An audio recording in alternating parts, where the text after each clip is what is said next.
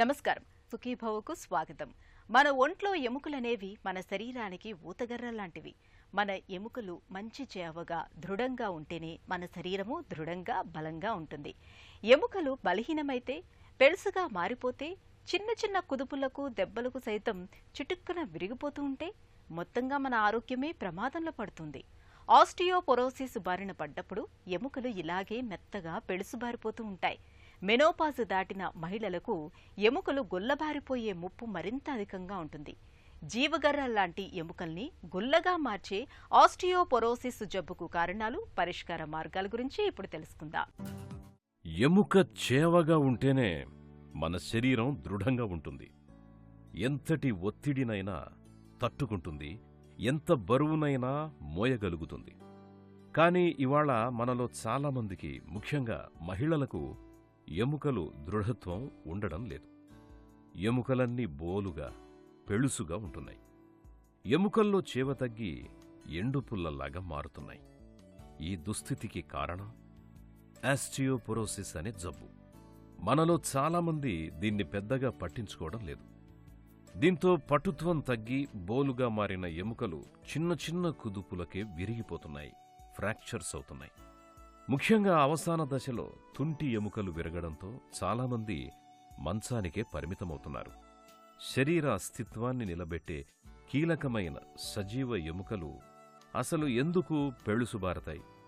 ఎముకలు ఎండుపుల్లల్లా మారడానికి అనేక కారణాలు కనిపిస్తాయని చెబుతారు డాక్టర్లు. ఆస్టియోపోరోసిస్ అంటే అది వన్ ఫార్మ్ ఆఫ్ బోన్లో వీక్నెస్ వచ్చేసేది, బోన్స్ ఫ్రాక్చర్ రిస్క్ ఎక్కువ అవుతుంది. So it's often called silent disease. అంటే మనకు ఆస్టియోపోరోసిస్ ఉన్నా కానీ మనకి ఏమీ సిమ్టమ్స్ ఉండవు, దాంట్లో మనకి ఎట్లా ఉంది అని కానీ మనకు తెలియదు. అన్లెస్ మనం పడిపోయిన తర్వాత ఎక్కడైనా పోయి ఫ్రాక్చర్ అయ్యి మనం టెస్ట్ చేస్తే అప్పుడు దాన్ని ఆస్టియోపోరోసిస్ అని రిపోర్ట్ వస్తుంది. సో 70 to 80% పేషెంట్స్కి మనకు లేడీస్ మోర్ సో ఆస్టియోపోరోసిస్ ఉందని కానీ తెలియదు. అది నార్మల్గా ఆస్టియోపోరోసిస్ వచ్చేది after the age of 50, menopause start అయిన తర్వాత.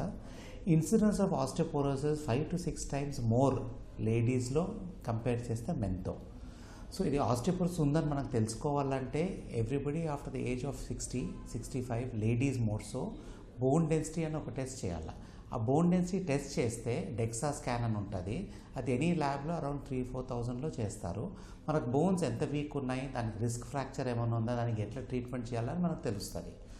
కామన్ సిమ్టమ్స్ ఉండేది అవన్నీ మనకు జ్వరము, వాంతులు, పేదలు, ఫీవర్ వచ్చినట్లు ఏవి సిమ్టమ్స్ ఉంటాయి ఆస్టియోపోరోసిస్కి.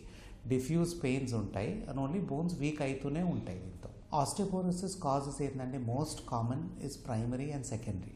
ప్రైమరీ అంటే అది ఏజ్తో పాటు వచ్చే ఆస్టియోపోరోసిస్. సో సెనైల్ ఆస్టియోపోరోసిస్ అంటారు. అది లేడీస్లో ఎక్కువ ఉంటుంది as compare to men. 5 times more common in ladies. And osteoporosis symptoms ఎక్కువ స్టార్ట్ అయ్యేది ఆఫ్టర్ మెనోపాజ్. సో బోన్లో మనం ఉండే కాల్షియం అంతా వెళ్ళిపోతుంటుంది. సో బై అండ్ లార్జ్ మనకు పీక్ బోన్ మాస్ అంటే మన బోన్ మ్యాక్సిమం ఉండేది బై ద ఏజ్ ఆఫ్ 20, 30, 40లో. ఆ ఏజ్ తర్వాత బోన్ స్లోగా డెప్లీట్ అవుతుంటుంది and it's more common in ladies. మెన్లో బోన్ లాస్ ఉండేది slower and it May occur at 70, 80 years. కానీ లేడీస్లో 50 పర్టికులర్లీ మెనోపాజ్ అయిన తర్వాత ఆర్ హిస్టెక్టమీ ఏమైనా ముందు చేసుకుంటే, ఓవరీస్ ముందు తీసేసినప్పుడు ఎర్లీగానే 30 years నుంచి ఆస్టియోపోరోసిస్ ఏర్పడుతుంది. అందుకే మనం లేడీస్ కాల్స్లో చెప్తాం రెగ్యులర్ మెన్స్ట్రువల్ పీరియడ్స్ అవన్నీ ఉన్నప్పుడు మెయింటైన్ చేసుకునేది బెటర్. అనవసరంగా హిస్టెక్టమీ ఆపరేషన్ అవన్నీ చేసుకుంటే ఆస్టియోపోరోసిస్ వచ్చే ఛాన్సెస్ ఎక్కువ ఉంటాయి. సో యూజువలీ 50 తర్వాత వస్తుంది అండ్ 65 తర్వాత ఇంకా ప్రోగ్రెసివ్గా వీక్ అవుతుంటాయి. దీనికి ప్రివెంట్ చేయాలంటే మనం చిన్నప్పటి నుంచి లేటర్ స్టేజెస్ వేరే వేరే ట్రీట్మెంట్ ఆప్షన్స్ ఉంటాయి. So depending on the severity of osteoporosis మనకు ట్రీట్మెంట్ ఆప్షన్స్ వేరే వేరే ఉంటాయి. మన ఎముకలు మొత్తం శరీరానికి ఊతగర్రల్లాంటివి. సజీవ కణజాలంతో కూడిన ఈ ఎముకల్లో ఎప్పటికప్పుడు పాత కణాలు అంతరిస్తూ కొత్త కణాలు పుట్టుకొస్తూ ఉండాలి. ఏ కారణంగానైనా తరిగిపోతున్న పాత ఎముకకు సరిసమానంగా కొత్త ఎముక ఏర్పడకపోతే ఉన్న ఎముక పెళుసుబారిపోవడం మొదలవుతుంది. తేలికగా అర్థమవడానికి సజీవమైన ఎముకల్ని మనం పచ్చికర్రలతోనూ, ఆస్టియోపోరోసిస్ బారిన పడ్డ గుల్లబారిన ఎముకల్ని ఎండు పుల్లలతోనూ పోల్చవచ్చు. ముఖ్యంగా మహిళల్లో ఎముకలు పెళుసుబారిపోవటం అనేది ఎక్కువగా చూస్తుంటాం. ఇందుకు ప్రధానంగా వయస్సుతో పాటు ఎముకలు బలహీనం కావడం ఒక కారణమైతే, మెనోపాజ్ తర్వాత శరీరంలో కీలకమైన ఈస్ట్రోజెన్, ప్రొజెస్టెరాన్ హార్మోన్స్ వేగంగా తగ్గుముఖం పట్టడం మరొక కారణం. ఆస్టియోపోరోసిస్ బారిన పడ్డప్పుడు చిన్న చిన్న దెబ్బలకు, కుదుపులకు సైతం ఎముకలు చిటుక్కున విరిగిపోతుంటాయి. చివరికి గట్టిగా తుమ్మినప్పుడు, దగ్గినప్పుడు సైతం ఎముకల్లో ఫ్రాక్చర్లు అవుతుంటాయి. ఉమెన్లో మనకు లేడీస్లో ఆస్టియోపోరోసిస్ ఇన్సిడెన్స్ చాలా ఎక్కువ ఉంటుంది. That is related to various other reasons.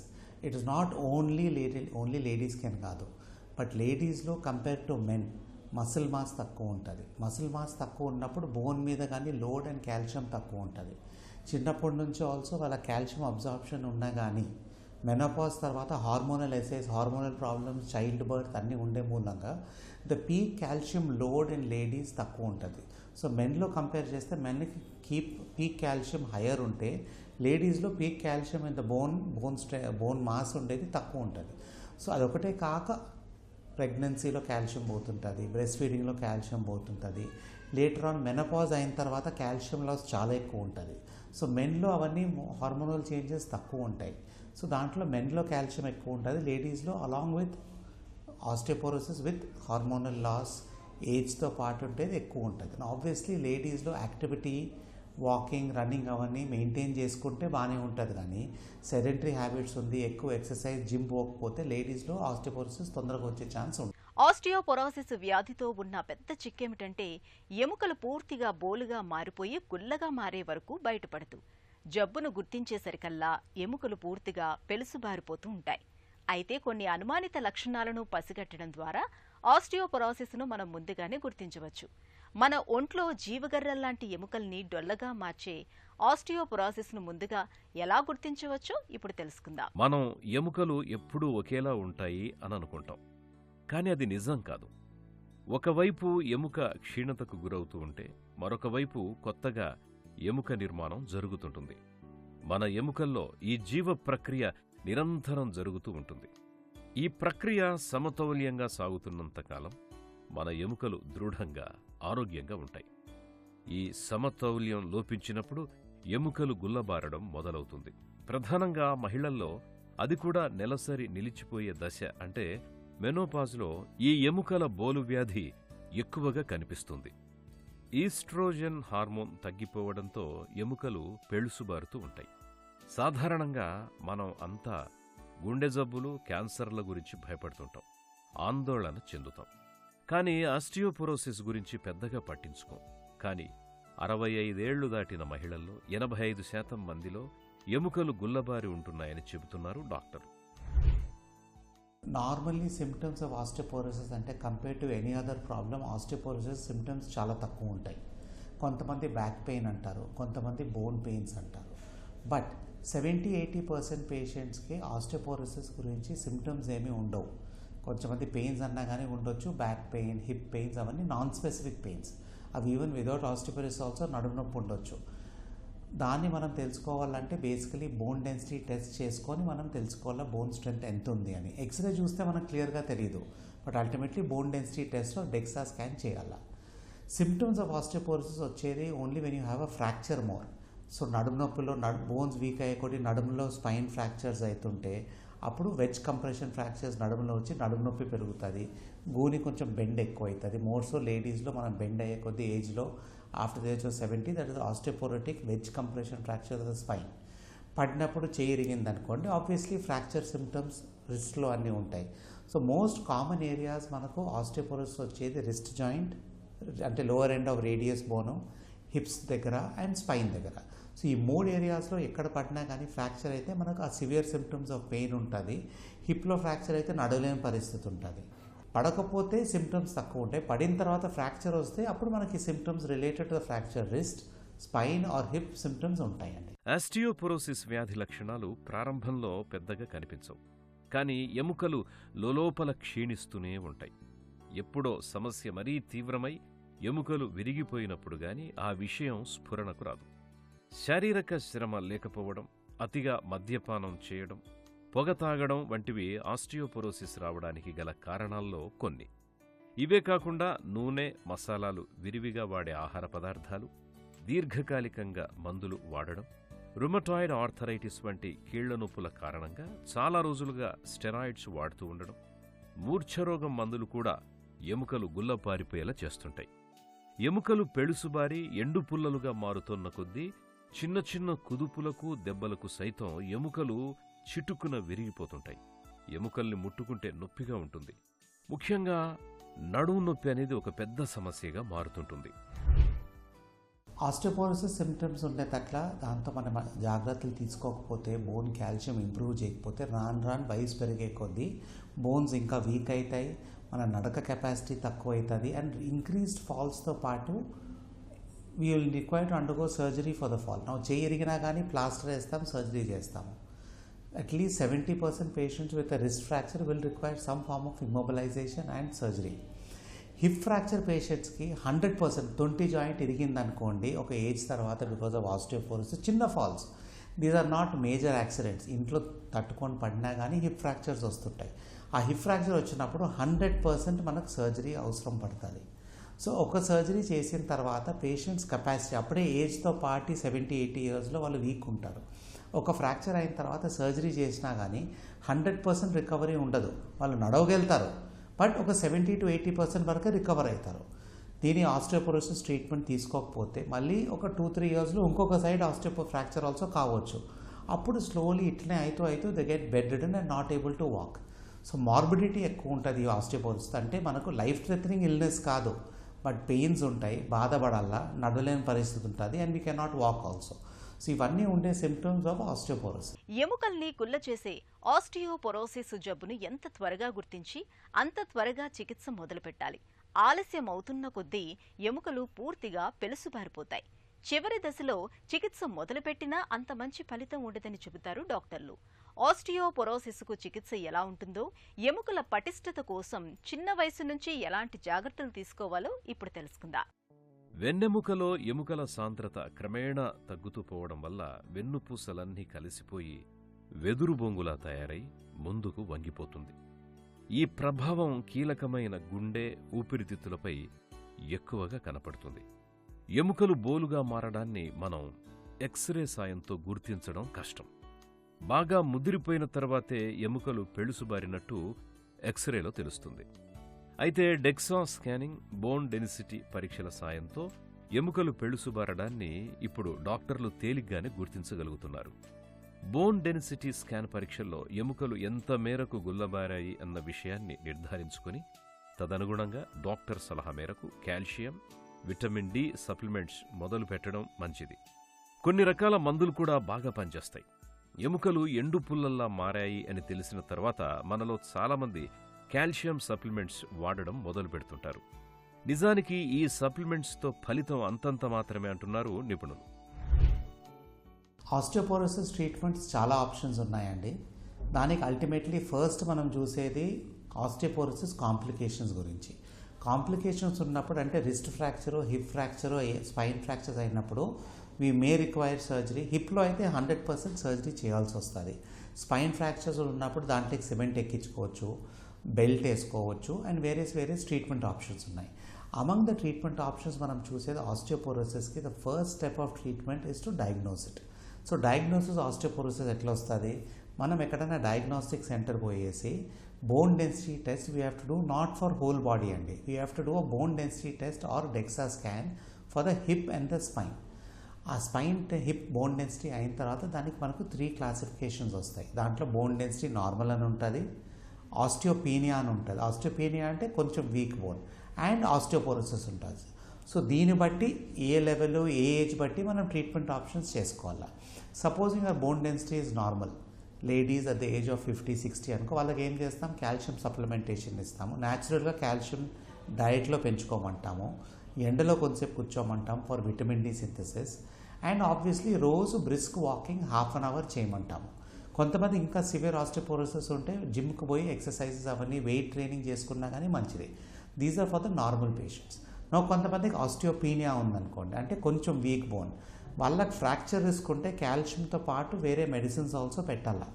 These medicines మనం ఇచ్చేటి ఆస్టియోపోరోసిస్ ట్రీట్మెంట్ మెడిసిన్స్ వేరియస్ రకాలు ఉంటాయి. కొంతమందికి వీక్లీ వన్స్ ట్యాబ్లెట్ ఇస్తాము, కొంతమందికి మంత్లీ వన్స్ ట్యాబ్లెట్ ఇస్తాము, కొంతమందికి సంవత్సరానికి ఒక ఇంజెక్షన్ ఇస్తాము. వేరే ఇంజెక్షన్స్ కొత్తగా వచ్చినాయి 6 నెలలకు ఒకసారి తీసుకునేటివి, అండ్ ఆల్సో డైలీ ఇంజెక్షన్స్ ఉన్నాయి. సో ఏ ట్రీట్మెంట్ ఇస్తామో depending on the severity of osteoporosis. Supposing it is normal, only calcium ఇస్తాము. ఆస్టియోపీనియా ఉంటే అంటే mild weak bones, we may give them weekly 1 tablet or monthly 1 tablets along with calcium. ఇవన్నీ వేసుకుంటాడు. Obviously severe osteoporosis ఉండి osteoporosis ఎక్కువ ఉన్నప్పుడు injection start చేయాల్సి వస్తుంది. సో ఇంజెక్షన్ ఇచ్చేటివి ఇయర్లీ వన్స్ ఉన్నాయి, 6 monthsకి ఒకటి ఉన్నాయి, డైలీ 1 ఉన్నాయి. All these injections or tablets మనం ఇచ్చేటివి they are to help the calcium to go to the బోన్కి కాల్షియం వెళ్ళిపోవాల. మనం ఓన్లీ కాల్షియం టాబ్లెట్ వేసుకుంటే అది బోన్కి పోవాలని ఏం రూల్ లేదు. అది యూజువలీ మన యూరిన్లోను మోషన్లోను బయటికి వచ్చేస్తుంది. సో కాల్షియం బోన్కి పోయి స్ట్రెంగ్త్ కావాలంటే వీ నీడ్ యాంటీ రిజాప్టివ్ థెరపీ. అంటే ఈ మెడిసిన్స్ అవన్నీ వాడాలి. దానికి ఏ లెవెల్లో వాడాలా, ఎన్ని రోజులు వాడాలా, ఆబ్వియస్లీ ఈ మెడిసిన్స్ మనం మిగతా వాళ్ళ మాదిరి 1 week 2 weeks కాదు. Osteoporosis treatment is on going and డాక్టర్తో once in 2 years or once a year అన్న చెకప్ చేస్తూ ఈ medicines easily 5 to 6 years up to 10 years వరకు వాడాల్సి వస్తుంది. ఈ మెడిసిన్స్ ఒకసారి స్టార్ట్ చేసిన తర్వాత ఆస్టియోపోరోసిస్కి the risk of fracture, osteoporosis improve అయ్యేది may improve by 10 to 15% over 1 year, but the risk of fracture will come down by 50% over a year. So treatment తీసుకుంటే మనం ఎక్కడన్నా అకస్మాత్తుగా 1 year తర్వాత పడినా కానీ రిస్క్ ఆఫ్ ఫ్రాక్చర్ చాలా తక్కువ ఉంటుంది. So depending on all these conditions మనం మందులు తీసుకోవాలి. మందులు కాక the main treatment for osteoporosis is starting from childhood. నా మీతో ముందే డిస్కస్ చేసి చెప్పినాను పీక్ బోన్ మాస్ అంటే ఏంది అంటే మనం 30-40 ఏళ్లలో మనం కాల్షియం హెల్త్ బాగుంటే ముసలోళ్ళు అయిన తర్వాత కానీ మన హెల్త్ కాల్షియం బాగుంటుంది. సో మనం ఓన్లీ 60 ఏళ్ళ తర్వాత నేను హెల్త్ ఇంప్రూవ్ చేసుకుంటానంటే కాదు. యంగ్స్టర్స్ చిల్డ్రన్ నుంచి కానీ చాలా important. So what we have to do for our kids అంటే ఇప్పుడు టీనేజర్స్లో kids have to have calcium rich డైట్లో కాల్షియం సోర్సెస్ ఉండాలి. ఆర్టిఫిషియల్ సప్లిమెంట్స్ వద్దు. Walking, running, gym, games, sports చాలా important to improve the calcium content of the body. ఈ కాలంలో inter +2 అయిన తర్వాత +2 అప్పుడు అందరూ మనకు కాలేజీలో చదువుకొని ఎక్కువ 12 hours a day చదువుతుంటారు. That is very very bad. మనకు సన్లైట్ ఎక్స్పోజర్ ఉండాలి ఫర్ విటమిన్ డి. మనకు వాకింగ్, ఎక్సర్సైజ్, ప్లేయింగ్ గేమ్స్ చిల్డ్రన్కి చాలా ఇంపార్టెంట్. ఇవన్నీ చేసే కొద్దీ వాళ్ళకి ఎల్డర్ ఏజ్లో కానీ calcium mass in the bone will be good. So once we finish teenages and middle ఏజ్లో అనుకోండి, let is between 25, 30 to 50 years, it is very important to daily do weight bearing exercises. అంటే walking is very important, running also is possible, dumbbells, weights, exercise, body weight exercises చేయాలి. ఇవన్నీ చేసే కొద్దీ బోన్లో calcium improve అవుతుంది. డయట్లో natural sources of calcium ఉండాలి. Calcium tablet, supplements ఈ ఏజ్లో వేసుకోకూడదు. ఇవన్నీ చేసే కొద్దీ మనకి ఏమవుతుందంటే లేటర్ ఆన్ 60-70 ఉన్నప్పుడు కాల్షియం లెవెల్స్ బెటర్ ఉంటాయి. If you start taking the precautions, not taking medicines. So ఇది ఏజ్లో. సో వన్స్ ఆఫ్టర్ 60 అయిన తర్వాత ఆస్టియోపోరోసిస్ ఏర్పడినప్పుడు ఆబ్వియస్లీ కాల్షియం టాబ్లెట్స్ అండ్ మెడిసిన్స్తో ఎక్సర్సైజ్ అవన్నీ చేయాల్సి వస్తుంది. ఆస్టియోపోరోసిస్తో మనం డైలీ హ్యాండిల్ చేసుకునేది బేసికలీ పోస్చర్ కరెక్షన్ అండి. నార్మల్గా బ్యాక్ పెయిన్ వస్తుంది, దానికి మనం ఫిజియోథెరపీ ఎక్సర్సైజ్ చేస్తూ వంగే పనులు, బరువులు ఎత్తేది అవాయిడ్ చేయాలా. మిగతా అన్ని సిమ్టమ్స్ ఆఫ్ ఆస్టియోపోరోసిస్తో సిమ్టమ్స్ ఎక్కువ ఉండవు. కొన్ని బోన్ పెయిన్స్ ఉంటే మనం బోన్ డెన్సిటీ చేయించుకొని న్యాచురల్ సోర్సెస్ ఆఫ్ కాల్షియం తీసుకోవచ్చు. అండ్ ఏజ్ ఎక్కువ ఉంటే కాల్షియం సప్లిమెంట్ ఆల్సో తీసుకోవచ్చు. మనం ఎంత చేసినా కానీ లేడీస్కి అయితే పర్టికులర్లీ మెనపాజ్ అయిపోయిన తర్వాత న్యాచురల్ సోర్సెస్ ఆఫ్ కాల్షియం అంత తీసుకుంటే కష్టంగా ఉంటుంది. సో వాళ్ళు సప్లిమెంట్స్ వాడవచ్చు ఆఫ్టర్ ద ఏజ్ ఆఫ్ 50-55 తర్వాత. బట్ యంగర్ ఏజెస్లో I strongly discourage calcium tablets. న్యాచురల్గా మనం పోవాలా. సో ఆస్టియోపోరోసిస్తో మనం మేనేజ్ చేసేది బేసిక్గా with exercise and lifestyle changes. So walking రోజు ఒక 1/2 hour చేసి at least weekly 15 minutes daily, at least 4 to 5 days a week సన్లైట్లో ఉండాలి. మనకు ఎప్పుడైనా కానీ కాల్షియం మన బాడీలో సరిగ్గా అబ్జార్బ్ కావాలంటే విటమిన్ డి సరిగ్గా ఉండాలి మన బాడీలో. సో విటమిన్ డి డైట్లో కొంచెం వస్తుంది, but most of it is with sunlight. So ఎండలో ఎక్స్పోజర్ ఉండాలి, సన్లైట్కి ఎక్స్పోజర్ ఉండాలి. అప్పుడు మన విటమిన్ డి బాగుంటుంది, బోన్ హెల్త్ ఆల్సో బాగుంటుంది. మన శరీరానికి జీవగర్రం లాంటి ఎముకల్ని ఎండు పుల్లలుగా మార్చేసి మలి వయస్సు జీవనాన్ని దుర్భరంగా మార్చే ఆస్టియోపోరోసిస్ వ్యాధిని కేవలం 2 జాగ్రత్తలు తీసుకోవడం ద్వారా చాలా వరకు నివారించుకోవచ్చు. ఇందుకు మనం చేయాల్సిందల్లా చిన్న వయసు నుంచే వ్యాయామాన్ని ఒక అలవాటుగా మార్చుకోవడం. రెండవది పాల పదార్థాల్ని ప్రతినిత్యం తీసుకోవడం. ముఖ్యంగా అమ్మాయిలు చిన్న వయసు నుంచే స్కిప్పింగ్ వంటి వ్యాయామాలను సాధన చేయటం. రోజుకు కనీసం 1 గ్లాసెడు పాలని తప్పనిసరిగా తాగడం ద్వారా ఎముకల్ని పటిష్టంగా ఉంచుకోవచ్చు. అలాగే ఉదయం కానీ సాయంత్రం కానీ కాసేపు నీరెండకు నిలబడడం వల్ల ఎముకలకు అత్యావశ్యకమైన విటమిన్ డి పుష్కలంగా లభిస్తుంది. ఇలా ఆహార వ్యాయామాల విషయంలో ప్రత్యేక జాగ్రత్తలు తీసుకోవడం ద్వారా ఎముకల బోలు వ్యాధికి ఆదిలోనే చక్కగా అడ్డుకట్టవేయచ్చు. మన ఎముకల్ని పటిష్టంగా చక్కటి ఆరోగ్యంతో ఉంచుకోవచ్చు. మలి వయసులో మహిళల పాలిట పెనుశాపంలా పరిణమించే ఆస్టియోపొరోసిస్ను నివారించుకోవటం అన్నది పూర్తిగా మన చేతుల్లోనే ఉంది. చిన్న వయసు నుంచి పాలు, పాల పదార్థాల్ని ఆహారంలో ఒక భాగంగా చేసుకోవటం, రోజు కాసేపైనా ఎండలో నిలబడటం, అవసరమైతే కాల్షియం సప్లిమెంట్లను వాడుకోవటం ద్వారా ఎముకల్ని బోలుగా మార్చి ఆస్టియోపొరోసిస్ జబ్బును మనం చాలా వరకు నివారించుకోవచ్చు.